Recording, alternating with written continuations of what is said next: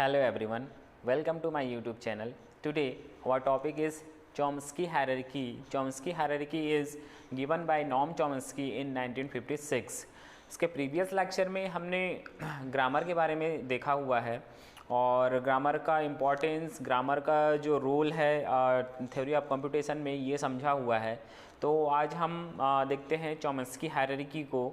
ठीक है, ये बहुत ही इंपॉर्टेंट कॉन्सेप्ट है। इस कॉन्सेप्ट में अभी आप लोग को समझ में आ जाएगा कि थ्योरी ऑफ कंप्यूटेशन में हम कौन कौन से टाइप के ग्रामर पढ़ने वाले हैं, कौन कौन से लैंग्वेज उनसे जनरेट होते हैं और उन लैंग्वेजेस को एक्सेप्ट करने के लिए किन किन टाइप की मशीन की रिक्वायरमेंट होती है। तो यहाँ पे मैंने एक डायग्राम के फॉर्म में आप लोग को समझाने के लिए ड्रॉ किया हुआ है। तो ये मैंने इस तरीके से बॉक्सेस में जो बनाया हुआ है डायग्राम, इसका एक मीनिंग है जो कि मैं अभी आप लोग को समझाने वाला हूँ। तो चलिए स्टार्ट करते हैं। ग्रामर जो होते हैं आपके 4 टाइप्स के होते हैं, type 0, type 1, type 2 and type 3 grammar. ठीक है, ये 4 तरीके के ग्रामर होते हैं।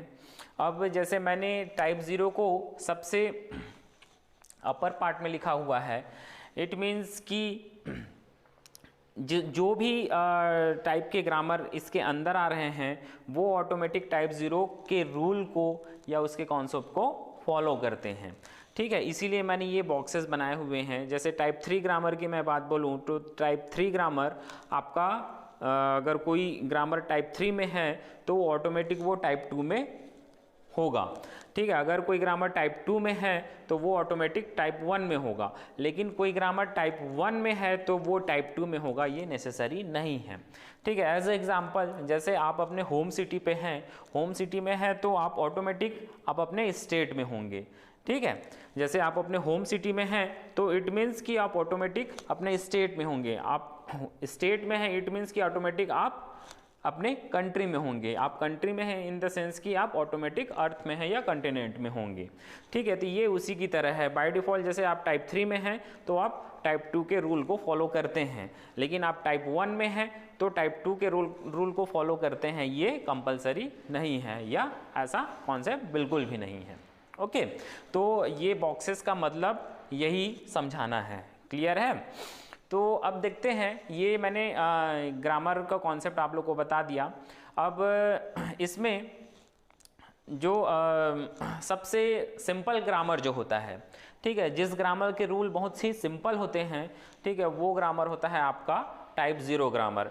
टाइप 0 ग्रामर के रूल बहुत ही सिंपल होते हैं। इसमें किसी भी टाइप के रिस्ट्रिक्शन, बहुत ज़्यादा रिस्ट्रिक्शंस इस टाइप 0 ग्रामर में नहीं होते हैं। क्लियर है? फिर अगर हम टाइप 1 की बात करें तो टाइप 0 के रेस्पेक्ट में आपका इसमें थोड़ा रिस्ट्रिक्शन बढ़ जाता है टाइप 1 में। फिर उसके बाद टाइप 2 में थोड़ा रिस्ट्रिक्शन और बढ़ जाता है टाइप 1 के रेस्पेक्ट में। सिमिलरली टाइप 3 में जो है सबसे ज़्यादा रिस्ट्रिक्शन होता है। मैंने आप लोग को नोट करने के लिए यहाँ पे लिखा हुआ है मोस्ट, ठीक है, unrestricted grammar is type 0 grammar और most restricted grammar is type 3 grammar. ठीक है, तो अब यहाँ पे ये चीज़ अपने को समझनी ज़रूरी है कि अगर मान लीजिए कोई ग्रामर मोस्ट अनरिस्ट्रिक्टेड है, ठीक है, जिसमें बहुत ज़्यादा रिस्ट्रिक्शन नहीं है, ठीक, तो वो किस टाइप का लैंग्वेज जनरेट करता है और किस टाइप के मशीन की रिक्वायरमेंट होती है उसको एक्सेप्ट करने के लिए। ठीक, तो जैसे कि टाइप 0 ग्रामर जो लैंग्वेज जनरेट करता है उसको हम बोलते हैं REL, रिकर्सिव इन्यूरेबल लैंग्वेज बोला जाता है, और ये मोस्ट कॉम्प्लेक्स लैंग्वेज होता है। ठीक है, ये क्योंकि आपका ग्रामर सिंपल है तो उससे जो लैंग्वेज जनरेट होता है वो क्या होगा, कॉम्प्लेक्स जनरेट होगा। ठीक है, और उसको एक्सेप्ट करने के लिए अपने को ट्यूरिंग मशीन जैसे पावरफुल मशीन की रिक्वायरमेंट होती है। हम किसी सिंपल मशीन से टाइप 0 ग्रामर से बने हुए लैंग्वेज को एक्सेप्ट नहीं करा सकते। ठीक है, इसलिए जो सबसे पावरफुल मशीन है वो ट्यूरिंग मशीन है। उस ट्यूरिंग मशीन की रिक्वायरमेंट होती है अपने को, ठीक, इस लैंग्वेज को एक्सेप्ट कराने के लिए। ओके, सिमिलरली टाइप 1 की हम बात करें तो ये आपका कॉन्टेक्स्ट सेंसिटिव लैंग्वेज जनरेट करता है। ठीक, कॉन्टेक्स्ट सेंसिटिव लैंग्वेज जनरेट करता है जिसके लिए अपने को LBA मशीन की रिक्वायरमेंट होती है। और आगे हम बात करें टाइप 2 की, टाइप 2 ग्रामर की, तो ये आपका कॉन्टेक्स्ट फ्री लैंग्वेज जनरेट करता है और इसके लिए हम पुश डाउन ऑटोमेटा से एक्सेप्ट करा सकते हैं इस टाइप के लैंग्वेज को। साथ ही साथ टाइप 3 की बात करें तो टाइप 3 के लिए अपने को रेगुलर लैंग्वेज जनरेट होता है टाइप 3 से, और इसके लिए अपने को फाइनाइट ऑटोमेटा से इसको हम एक्सेप्ट करा सकते हैं।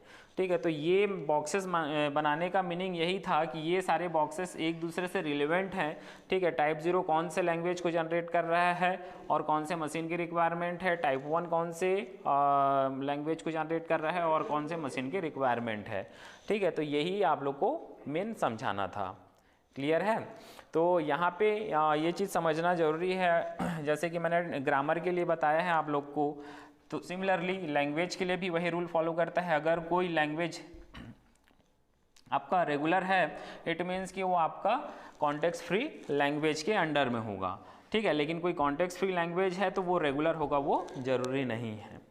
ठीक है, तो ये चीज़ आप लोग याद रखेंगे। अब यहाँ पे आप लोग को एक डाउट आ रहा होगा कि सर अगर हमारे पास एक पावरफुल मशीन है ट्यूरिंग मशीन, तो क्यों हम बाकी के जो मशीन्स हैं या लैंग्वेजेस हैं उनको हम बना रहे हैं, पावरफुल मशीन से ही हम क्यों सारे के सारे जो लैंग्वेजेस हैं उसको एक्सेप्ट क्यों नहीं करा लेते। ठीक है, तो ये डाउट आप लोग के मन में आ रहा होगा। तो उसका आंसर ये है कि हमको एक्चुअल में जैसे कि हम कंप्यूटर इंजीनियर्स हैं, कंप्यूटर इंजीनियर्स को मोस्ट इफ़िशिएंट प्रोग्रामिंग करनी होती है। ठीक है, ऐसा अपने को प्रोग्रामिंग करना होता है कि कम से कम रिसोर्सेज में हम ज़्यादा से ज़्यादा इफ़िशिएंट आउटपुट दे सकें। तो ऐसा ही कुछ टेक्निक अपने को बनाने की नीड होती है। ठीक है, तो अगर मान लीजिए जहाँ पे 2 GB के रैम में हमारा काम चल जा रहा है तो हम वहाँ पे 8 GB का रैम क्यों यूज़ करें, रिसोर्सेज की बर्बादी है। ठीक है, तो वैसे ही हमारे पास अगर फाइनाइट ऑटोमेटा जो कि एक सिंपल मशीन है उससे हमारा काम चल जा रहा है, तो हम पावरफुल मशीन जिसके लिए अपने को ज़्यादा रिसोर्सेज की रिक्वायरमेंट है, तो ऐसे हम मशीन को क्यों चूज़ करें। अगर अपने पास सिंपल लैंग्वेज है तो हम उसके लिए सिंपल मशीन बनाएंगे। ठीक है, अपने पास ऑप्शंस रहेंगे, जिस टाइप का लैंग्वेज है उसके लिए उस टाइप के मशीन्स हमारे पास अवेलेबल रहते हैं। ठीक है, इसलिए ये डिफरेंट मशीन को बनाया गया है। ठीक है, तो आगे के लेक्चर में आप लोग को मैं इच टाइप को ठीक है बताने वाला हूँ और इनके जो रूल्स हैं ये हम समझने वाले हैं, ताकि ये ग्रामर आपको पूरी तरीके से समझ में आ सके। क्लियर है? तो चलिए फिर मिलते हैं फिर नेक्स्ट लेक्चर में। Thank you.